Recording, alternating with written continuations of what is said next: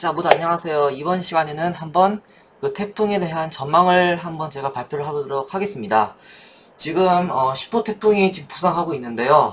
강도는 아직 모르겠지만 상당히 크기가 큽니다. 그래서 지금 일본으로 간다고 하고 있지만 우리나라 부산까지 영향을 준다고 나와 있어서 이번 시간에 제가 한번 태풍에 대한 브리핑을 해보도록 하겠습니다. 정에서 발표한 태풍 경로인데요. 우리나라 기상청에서는 현재 태풍 10호 크로사가 일본을 관통한다고 나오고 있지만 태풍이 워낙 큰 나머지 현재 강풍 반경이 그 부산과 울산까지도 영향을 준다고 나와 있습니다.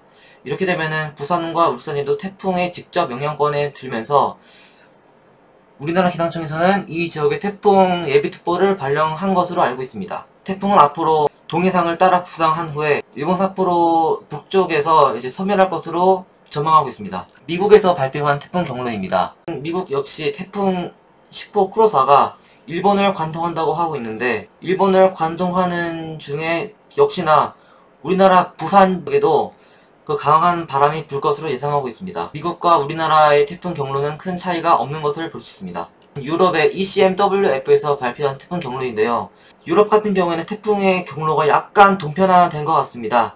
그래서 태풍이 일본을 관통하는 것은 똑같지만 다만 우리나라는 태풍의 반경에 거의 들지 않는 걸로 현재 유럽에서는 예상하고 있습니다. 네, 이번 시간에는 태풍의 현재 모습을 보겠습니다. 이거는 태풍의 위성 영상인데요. 그 미국 해양 대기청인 노아에서 촬영한 현재 태풍 10호 크로사의 위성 영상입니다. 이렇게 눈이 큰 태풍은 거의 드문 것 같고요.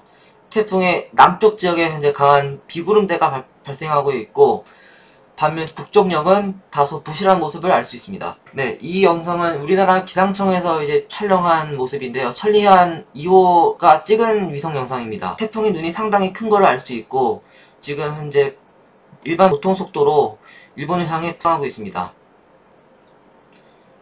네, 이것은 태풍의 강도를 알려주는 CI 지수인데요. 이게 정확히 태풍의 강도를 대변하는 건 아니지만 그래도 태풍의 강도를 어느 정도 수치화했다고 볼 수 있습니다. 태풍이 가장 발달했을 때는 CI 지수가 무려 거의 6에 가까울 정도로 발달했지만 최근 들어서 갑자기 태풍이 크게 약화된 모습을 알 수 있습니다. 태풍이 약해졌지만 현재 다시 태풍이 일본으로 가면서 빠르게 재발달하는 모습을 알 수 있습니다. 네, 태풍이 일본으로 가고 있는데요. 현재 태풍의 위치는 이쪽 제가 지금 마우스를 가리키는 곳에 있고 태풍이 이렇게 이동을 해왔습니다. 그동안 태풍이 높은 수온을 지나갔지만 이쪽 부근에서 태풍의 강도가 약해진 이유는 바로 태풍의 이동 속도가 매우 느렸기 때문입니다. 태풍이라는 것은 강한 바람과 파도를 일으키는데 태풍이 오래 머물게 되면은 그 강한 파도에 의해서 수온이 다소 떨어지는 현상이 발생합니다. 그것을 바로 콜드 웨이크라고 하는데요. 이러한 콜드 웨이크로 인해 태풍이 자기 스스로 연료량을 깎아내리게 되면서 그 강도가 떨어지게 됐는데 하지만 지금 이제 태풍이 다시 북상하게 되면서 고수온역을 지나게 되어 다시 발달하고 있는 모습을 볼 수 있습니다. 태풍은 순합성 저기압이기 때문에 연직시어가 매우 중요합니다. 만약에 태풍이 연직시어가 큰 곳을 지나가게 되면은 그 잡열이 분산되면서 태풍이 발달할 날이 좀 잘 안되게 되는데 현재의 모습 보게 되면은 태풍이 앞으로 가게 될 곳은 연직시어가 작기 때문에 연직시어에 의한 약화는 없을 것으로 보이고 일본으로 가기 전까지는 계속 재발달하는 양상을 보이게 되면서 부상할 것으로 보입니다. 그럼 이제 앞으로 태풍에 대한 전망입니다. 태풍은 이제 고기압의 가장자리를 따라가게 되는데 그 대표적인 고기압은 바로 북태평양 고기압입니다. 그 태풍이 북태평양 고기압을 따라 올라가면서 이제 이런 모습을 따라 부상한다고 현재 전망을 하고 있는데 태풍은 북태평양 고기압 지향율을 따라 부상한다고 보면 됩니다. 그래서 앞으로 태풍은 한반도를 관통하지 않고 그냥 일본을 따라 이렇게 북상할 것으로 보입니다. 네, 이것은 이제 우리나라에서 사용하는 UN 모델에서 예측한 결과인데요. 그 UN 모델 역시 태풍이 북태평양 고기압을 따라 동해상으로 빠져나갈 것입니다.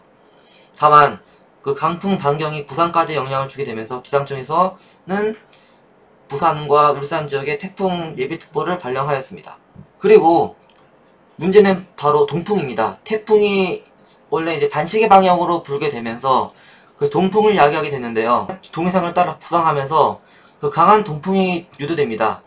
그 과정에서 강한 동풍이 그 동해안 지역 및 태백산맥을 만나게 되면서 강한 상승 효과가 일어나요. 동해를 중심으로 많은 비가 내릴 것으로 예보하고 있습니다. 그래서 기상청에서도 현재 동해안 지역에 강한 비가 온다고 예보를 한 바가 있습니다.